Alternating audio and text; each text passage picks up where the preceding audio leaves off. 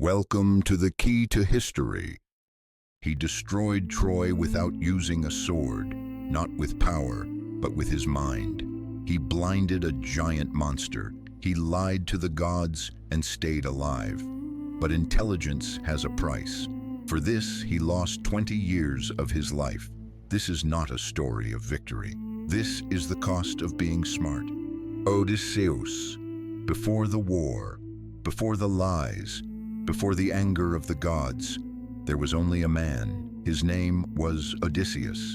Odysseus was the king of Ithaca. Ithaca was a small island in ancient Greece. Small islands were hard to protect. They had few soldiers. They had little land. A king there needed more than strength. He needed intelligence. Odysseus had a wife. Her name was Penelope. He had a son. His name was Telemachus. He loved his family. He loved his home. But more than anything, he was known for his mind.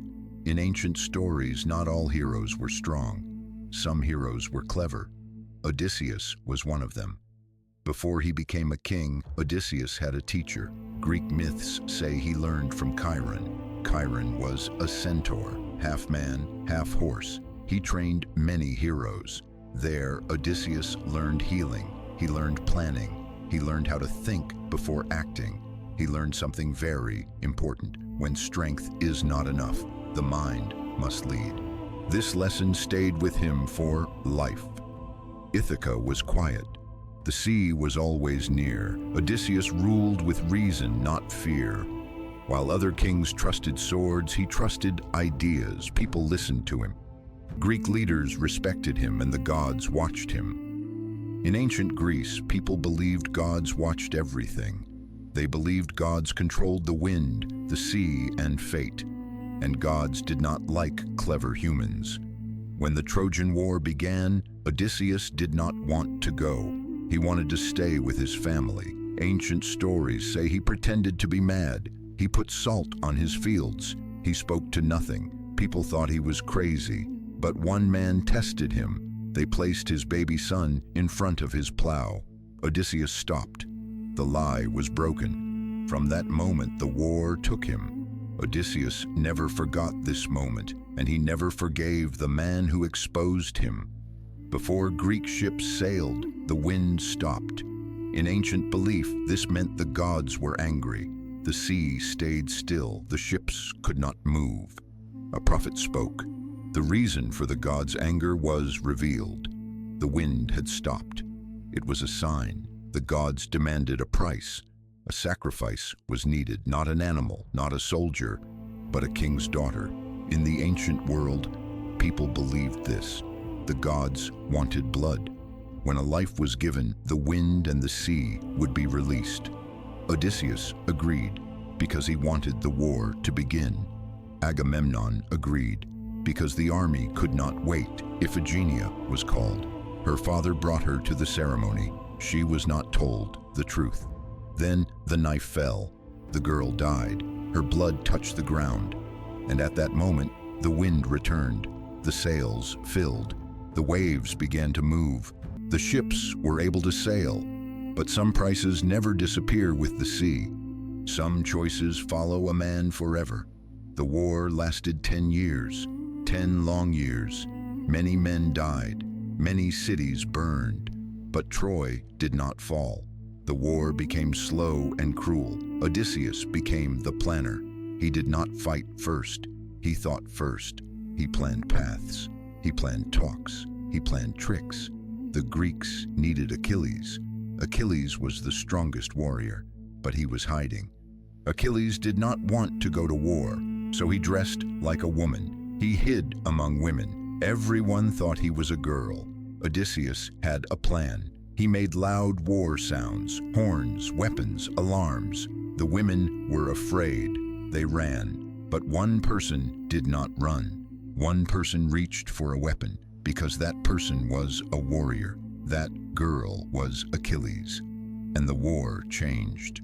Still, Troy stood strong. Then Odysseus shared his most famous idea. A wooden horse, a gift. In ancient wars, gifts were common. The Trojans trusted it. They pulled the horse into the city. At night, Greek soldiers came out. Fire filled Troy. The city fell. This story became one of the most famous in all history, but the gods remembered the lie. After Troy fell, the sea changed. The wind turned. Odysseus also stole the Palladium. It was a sacred statue. People believed it protected Troy. In ancient belief, stealing holy objects angered the gods. This act brought another curse. During the war, Odysseus got rid of his old enemy, Palamedes. Palamedes was a Greek hero and Odysseus's rival. Even though both were Greek, Odysseus didn't fight him openly. He made a secret plan. Gold was hidden in Palamedes' tent. Then a fake letter was found, saying Palamedes was helping the enemy. Accused of betrayal, Palamedes was killed. No god stopped it. After this, people feared Odysseus, not only for his mind, but for his actions. On the way home, Odysseus met Polyphemus, a giant cyclops with one eye. He was the son of Poseidon, the god of the sea. Trapped in a cave, Odysseus used a lie. He said his name was Nobody.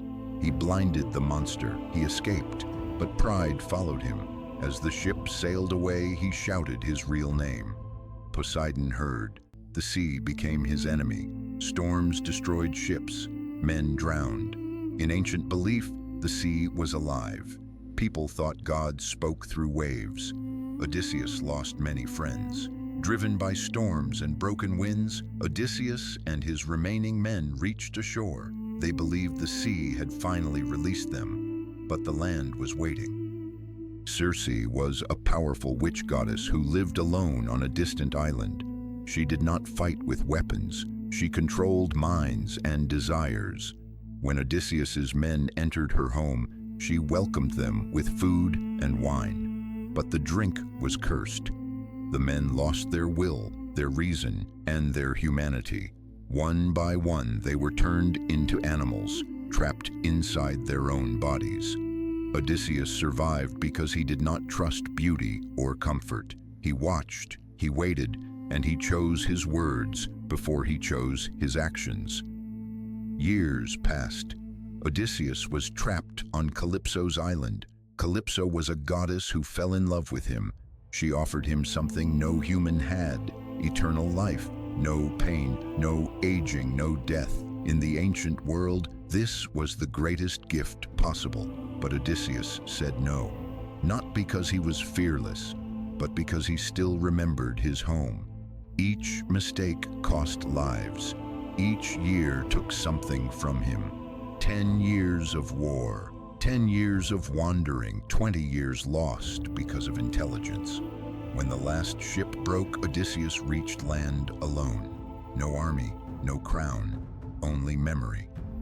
Odysseus returned to Ithaca after many years, but no one recognized him. Time had changed him.